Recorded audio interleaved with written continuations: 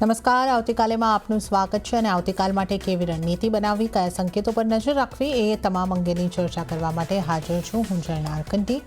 અને આવતીકાલના માર્કેટ અંગે ચર્ચા કરતા પહેલા આજના માર્કેટ અંગેના મુખ્ય સમાચાર પર કરી લઈશું એક નજર.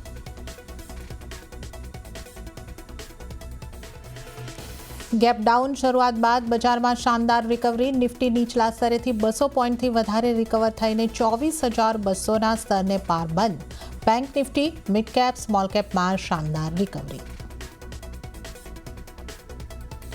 બજારમાં આઈટી શેર્સનો રહ્યો દબદબો. ઇન્ડેક્સમાં જોવા મળ્યો 3.5%નો ઉછાળો. ટીસીએસ 5%થી વધુ ઉછળીને બન્યો નિફ્ટીનો ટોપ ગેનર.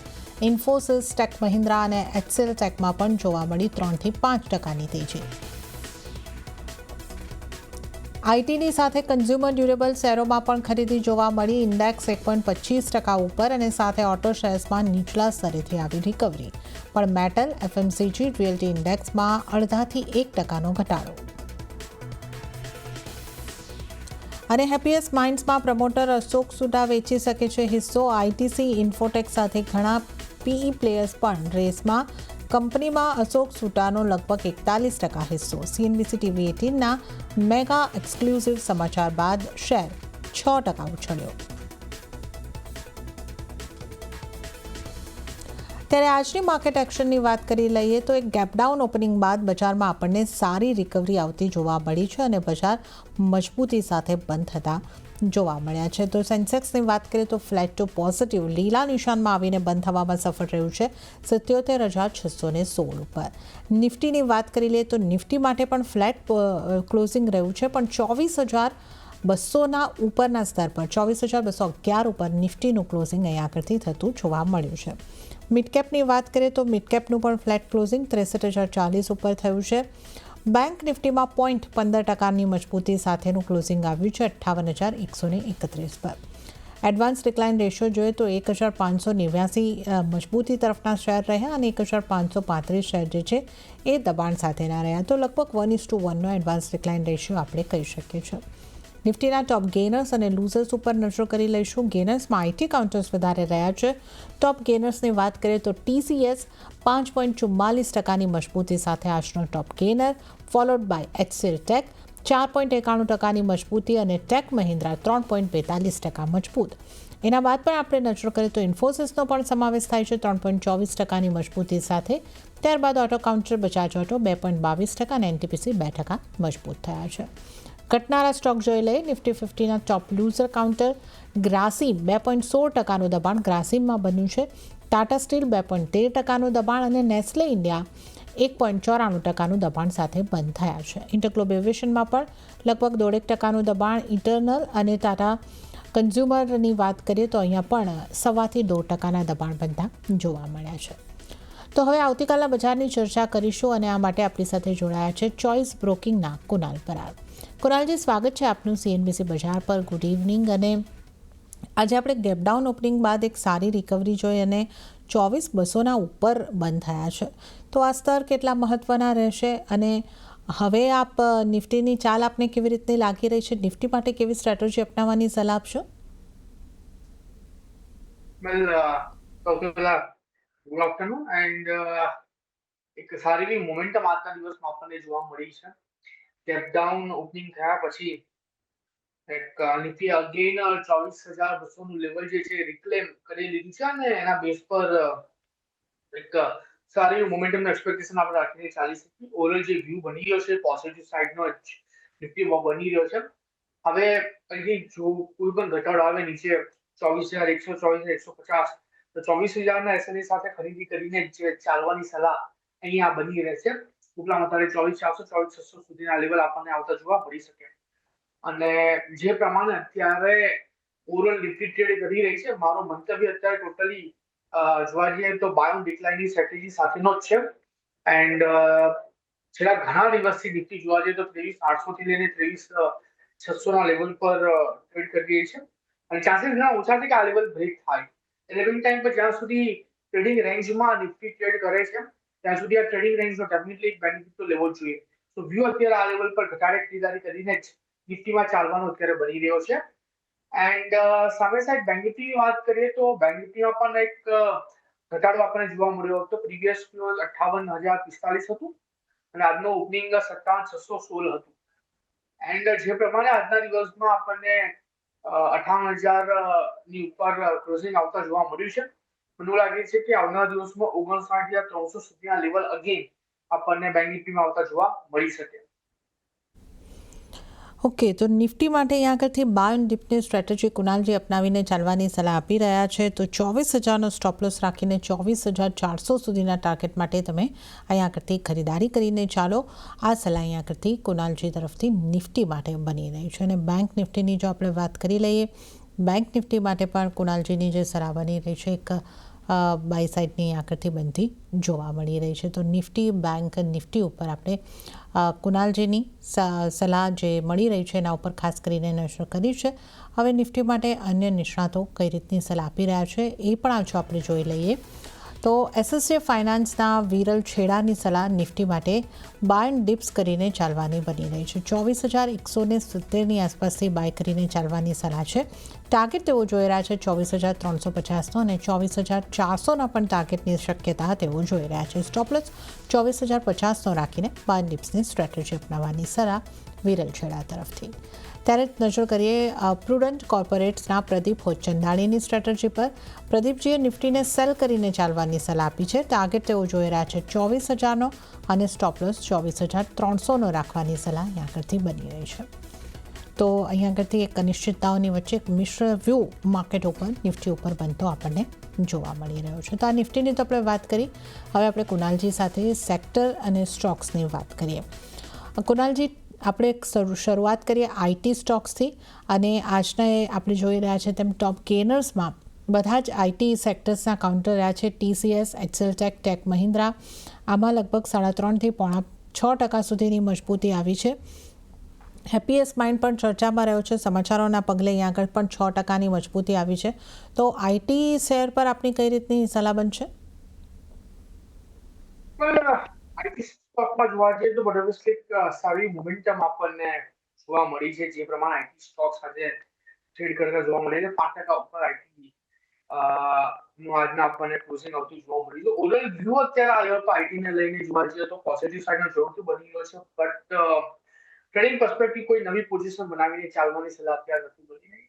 આજના દિવસમાં TCS અને ABB ને લઈને જે ન્યૂઝ આવ્યા હતા એના બેઝ પર ઓવરઓલ આઈટી પેકેજ સારી મોમેન્ટમ આપણને આજના દિવસમાં બતાવી છે. બટ હજુ પણ જે અનસર્ટેનિટી છે હજુ પણ એ ઓછી નથી થઈ. અને જે પ્રમાણે વેસ્ટર્ન કલ્ચર ખાસ એન્ડ ચાઇના જે પ્રમાણે ત્યાં એઆઈ પર ફોકસ કરીને ચાલ્યું છે એટલું ફોકસ હજુ ઇન્ડિયામાં એ લેવલ પર અત્યારે જોવા નથી મળી રહ્યું. તો જ્યાં સુધી ઇન્ડિયન આઈટી પણ એ લીગમાં આગળ નહીં આવે ત્યાં સુધી મને એવું લાગે છે કે સારા એવા રિટર્ન પોસ્ટ નહીં થાય ઇન ટર્મ્સ ઓફ સેલ્સની મોમેન્ટમ. સો ટોટલી અવોઇડ કરીને ચાલવાની સલાહ રહેશે. લોંગ ટર્મ માટે પણ અત્યારે હું ટોટલી અવોઇડ કરીને ચાલવાની સલાહ આપીશ. જ્યાં સુધી ક્લિયરિટી મને નથી જોવા મળી ત્યાં સુધી. પણ આ એક વસ્તુ જરૂર છે કે જો અલ્ટ્રા લોંગ ટર્મ એટલે કે 5 વર્ષથી પણ વધારેનો જો સમયગાળો હોય ને જો ઇન્વેસ્ટમેન્ટ કરવું હોય તો મને એવું લાગે છે કે આ પરફેક્ટ લેવલ છે. દરેકે દરેક આઈટી કાઉન્ટર્સ તમે TCS જુઓ, ઇન્ફોસિસ જુઓ, એચસીએલ જુઓ, ટેક મહિન્દ્રા જુઓ, સારા લેવલ પર સારા ઘટાડે પર ટ્રેડ કરી રહ્યા છે. તો 5 વર્ષથી જો વધારેનો વ્યૂ હોય તો મને એવું લાગે છે કે ઇન્વેસ્ટમેન્ટ કરીને ચાલી શકાય. બાકી એકાદ વર્ષના વ્યૂ સાથે તો હું ના જ પાડું છું અને ટ્રેડિંગ પર્સપેક્ટિવથી વ્યૂ અત્યારે ના પાડી રહ્યો છું. ઓકે, તો આઈટી પર આપણે કહી શકીએ કુનાલજીનો એક કોશિયસ વ્યૂ બની રહ્યો છે. એકાદ વર્ષ સુધીનો સમયગાળો હોય તો પણ આઈટી સ્ટોક્સને અવોઇડ કરીને ચાલવાની કુનાલજીની સલાહ બની રહી છે. અલ્ટ્રા લોંગ ટર્મ 5 વર્ષ અને એથી વધારે સમયનો જો તમે વ્યૂ રાખી રહ્યા છો તો જ તમે અત્યારે આઈટીમાં ખરીદી કરીને ચાલો. આ અહીંયા આગળથી એક વ્યૂ બનતો જોવા મળી રહ્યો છે. તો આ તો આપણે અહીંયા આગળથી આઈટી સ્ટોક્સની ખાસ ચર્ચા કરી છે. આ ઉપરાંત આજે ફોકસમાં રહેલા વધારે સ્ટોક્સની જો આપણે અહીંયા આગળથી ચર્ચા કરી લઈએ તો આપણે આજે ખાસ કરીને કન્ઝ્યુમર ડ્યુરેબલ શેરોની અંદર પણ ખરીદારી આવતા જોઈ છે. ખાસ કરીને એસીને લગતા જે સ્ટોક્સ છે, વોલ્ટાસ હોય, બ્લુ સ્ટાર હોય, આ બધા સ્ટોકમાં મજબૂતી આવતી જોવા મળી છે. કુનાલજી, અહીંયા તમારી કઈ રીતની સલાહ બનશે? વોલ્ટાસ છે, બ્લુ સ્ટાર છે, ક્રોમ્પ્ટન છે ને આ જેટલા બી સ્ટોક જે આ કેટેગરીમાં અત્યારે આવે છે વ્યૂ અત્યારે બરોબર છે. આ બધા સ્ટોક પર પોઝિટિવ સાઈડનો બની રહ્યો છે. તમે જુઓ તો જે પ્રમાણે મોમેન્ટમ આપણને આ બધા સ્ટોકમાંથી જોવા મળી રહી છે આવનારા દિવસોમાં એક સારી રેલીનું એક્સપેક્ટેશન આપણે રાખીને ચાલી શકીએ. વોલ્ટાસ 350 પાસે ટ્રેડ કરે છે અને અહીંયા આ લેવલ પર નવી ખરીદારી કરીને ચાલવાની સલાહ વધી રહી છે. ઉપલા મથાળે 1350 પાસે છે. ઉપલા મથાળે 1410 બ્રેક કરે તો 1540 સુધીના લેવલ છે. ટાર્ગેટ આ સ્ટોક આપણને બતાવી શકે છે. લો લેવલ પર જે એસએલ અત્યારે આપણે મેન્ટેન કરી ચાલીશું એ 300 નો રહેશે અને સામે સાઈડ બ્લુ સ્ટારની બી વાત કરી એ પણ 3% આજે ઉપલા મથાળે ક્લોઝ થયો છે. 1716 પાસે અત્યારે આ સ્ટોકનું ક્લોઝિંગ આપણને આવતું જોવા મળી રહ્યું છે. અહીંયા જે વ્યૂ બની રહ્યો છે બ્લુ સ્ટારને લઈને એ પણ અત્યારે પોઝિટિવ સાઈડનો બની રહ્યો છે. નવી પોઝિશન જો બનાવીને ચાલવું હોય તો ચાલી શકાય. તમે જો ચાર્ટ ઘણો કન્વિન્સિંગ લાગી રહ્યો છે અત્યારે આ લેવલ પર. તો જે પ્રમાણે અત્યારે મોમેન્ટમ આપણને આવતી જોવા મળી રહી છે અહીંયા પણ એક નવી પોઝિશન બનાવીને ચાલવાની સલાહ બની રહેશે. આવનારા દિવસોમાં 1930 સુધીના લેવલ આપણને જોવા મળી શકે છે અને લો લેવલ પર જે એસએલ આપણે મેન્ટેન કરીને ચાલીશું એ રહેશે 1630. ઓકે, તો અહીંયા આગળથી વોલ્ટાસ અને બ્લુ સ્ટારની આપણે વાત કરી, ખરીદી કરીને ચાલવાની સલાહ. બ્લુ સ્ટાર માટે 1930 સુધીના લેવલ પણ અહીંયા આગળથી બની શકે છે અને વોલ્ટાસ માટે 1410 1540ના ટાર્ગેટ બની શકે છે. 1300નો સ્ટોપલોસ રાખીને વોલ્ટાસમાં પણ ખરીદી કરીને ચાલી શકો છો. બ્લુ સ્ટારની આપણે વાત કરી 1930ના ટાર્ગેટ અને 1630નો સ્ટોપલોસ તમારે ધ્યાને રાખવાનો રહેશે. તો આ આપણે અહીંયા આગળથી ખાસ કરીને એસીને લગતા સ્ટોકની વાત કરી છે. બેંક્સની આપણે વાત કરી લઈએ. ઇન્ડિયન બેંકમાં આપણે જે રીતે જોયું હતું કે એક સારી મજબૂતી જોયા બાદ 3% જેવા ગેઇન્સ આજના દિવસમાં આપણને ઇરેઝ થતા દેખાય છે. અને ઓવરઓલ બેંકની વાત કરી લઈએ પ્રાઇવેટ PSU બંનેની, તો SBI બિલકુલ ફ્લેટ બંધ થઈ છે. કોટક મહિન્દ્રા જેવી બેંકમાં અહીંયા આગળથી મજબૂતી રહી છે. HDFCની વાત કરીએ તો એ નેગેટિવમાં બંધ થયું છે. તો બેંક્સને કઈ રીતે જોવી જોઈએ? આ કયા કાઉન્ટર્સ ફોકસમાં રાખીને આપની ચાલવાની સલાહ રહેશે? કોટક બેંક પર ડેફિનેટલી ફોકસ કરીને ચાલવાની સલાહ રહેશે. આપણે લાસ્ટ અઠવાડિયે HDFC બેંકની વાત કરી હતી. HDFC બેંકમાં એ પ્રમાણે આપણને મોમેન્ટમ આવતા જોવા મળી હતી. હવે જે વાત કરીશું એ કોટક બેંકની રહેશે અને આજના દિવસમાં જોવા જઈએ તો યુનિયન બેંકે પણ ઘણું સારું પરફોર્મન્સ આપ્યું છે. 3.5% ઉપર હતું. કોટક બેંક 2% ઉપર હતું. SBI માં કોઈ ખાસ એવી મોમેન્ટમ નથી. ICICI બેંક પણ ન્યુટ્રલ હતી અને HDFC બેંક 1%ના ઘટાડા સાથેનું ક્લોઝિંગ આપણને આવતું જોવા મળ્યું. કોટક બેંકનો ચાર્ટ જો પુલ કરીએ તો એક કોન્ફિડન્સ અત્યારે આવી રહ્યો છે જે પ્રમાણે સ્ટોક ટ્રેડ કરી રહ્યો છે એના બેઝ પર. આવનારા દિવસોમાં એક સારી રેલી બતાવી શકે એ મોમેન્ટમ અત્યારે આ કાઉન્ટર આપણને બતાવી રહ્યું છે. 382 નું એક રેઝિસ્ટન્સ હતો. ન્યુકો સ્ટોક સસ્ટેન થયો છે 385 પાસે. નીચે 375 એસએલ સાથે ખરીદી કરીને ચાલુ તો ચાલી શકાય. 388 હર્ડલ છે એ જો બ્રેક કરે તો ભાઈ તમને ઉપલા મથાળે 404 સુધીના પર લેવલ બતાવી શકે. તો ઓવરઓલ જે વ્યૂ બની રહ્યો છે અત્યારે આ લેવલ પર ખાસ કરીને જો કોટક બેંકને લઈને એ અત્યારે પોઝિટિવ સાઇનલ બની રહ્યો છે. ખરીદી કરીને ચાલવાની સલાહ રહેશે પ્રેઝન્ટ લેવલથી. આપના ટ્રેડિંગ કોલ્સ કયા રહેશે? કયા સ્ટોક્સ પર આપની પસંદગી રહેશે? બે સ્ટોક છે જેમાં અત્યારે પસંદગી છે. સૌથી પહેલો જે છે ચંબલ ફર્ટિલાઇઝર 456 પાસે અત્યારે ટ્રેડ કરી રહ્યો છે. 445 એસએલ સાથે ખરીદી કરીને ચાલવાની સલાહ રહેશે. 465 થી લઈને 480 આ બે ટાર્ગેટ અહીંયા આપણને આવતો જોવા મળી શકે. તો સૌથી પહેલો જે કોલ છે એ છે ચંબલ ફર્ટિલાઇઝર અને બીજો જે કોલ છે જેમાં એક સારી મોમેન્ટમ એક્સપેક્ટેશન આપણે રાખીને ચાલી શકીએ. સ્ટોકનું નામ છે ભારત ફોર્જ. અત્યારે 2150 પાસેનું ક્લોઝિંગ આપણને આવતું જોવા મળી રહ્યું છે. 2100 ના એસએલ સાથે ખરીદી કરીને ચાલો. 2190 થી લઈને 2250 આ ટાર્ગેટ આપણને આવતા જોવા મળી શકે. ઓકે, તો અહીંયા આગળથી જે ખાસ આપણે વાત કરી રહ્યા છે કુનાલજીની પસંદગીના બે સ્ટોકની, તો પહેલો સ્ટોક ચંબલ ફર્ટિલાઇઝર. ખરીદી કરીને ચાલવાની સલાહ ચંબલ ફર્ટિલાઇઝર માટે 445નો ટોપ લોસ અને પહેલો ટાર્ગેટ 465 અને ત્યારબાદ 480ના ટાર્ગેટ માટે ચંબલ ફર્ટિલાઇઝરને ખરીદી કરીને ચાલી શકો છો. આ ઉપરાંત બીજો કુનાલજીની પસંદગીનો સ્ટોક છે ભારત ફોર્જ. અહીંયા પણ ખરીદી કરીને ચાલવાની સલાહ. સ્ટોપ લોસ 2100નો અને ટાર્ગેટ 2190 અને ત્યારબાદ 2250 સુધીના બની શકે છે. તો ચંબલ ફર્ટિલાઇઝર, ભારત ફોર્જ પર ખરીદી કરીને ચાલવાની સલાહ. તો આપણે કુનાલજીની પસંદગીના સ્ટોકની વાત કરી. ત્યારબાદ કુનાલજી, કલ્યાણ જ્વેલર્સના સ્ટોક પર નજર કરી લઈએ. સતત મજબૂતી દર્શાવી રહ્યો છે આ સ્ટોક અને લગભગ 4 થી 5 સેશનમાં 50% જેવો મજબૂત આ સ્ટોક થઈ ગયો છે. કઈ રીતે તમે જોઈ રહ્યા છો આ સ્ટોકને અને આટલી ઝડપી મજબૂતી બાદ અહીંયા તમારી કઈ રીતની સલાહ બનશે? કલ્યાણ જ્વેલર્સ 510 પાસે એનું ક્લોઝિંગ છેલ્લા 3 ટ્રેડિંગ સત્રથી 1 બાય 1 જોવા જઈએ તો સારી મોમેન્ટમ આપણને આ કાઉન્ટરે બતાવી છે અને ત્યાં 510 પર ક્લોઝિંગ આપણને સ્ટોકે બતાવ્યું. પ્રેઝન્ટ લેવલની વાત કરીએ તો જે પ્રમાણે સ્ટોક અત્યારે ટ્રેડ કરી રહ્યો છે, હજુ પણ સારા એવા લેવલ આપણને અહીંયા આવતા જોવા મળી શકે, એમાં કોઈ બેમત નથી.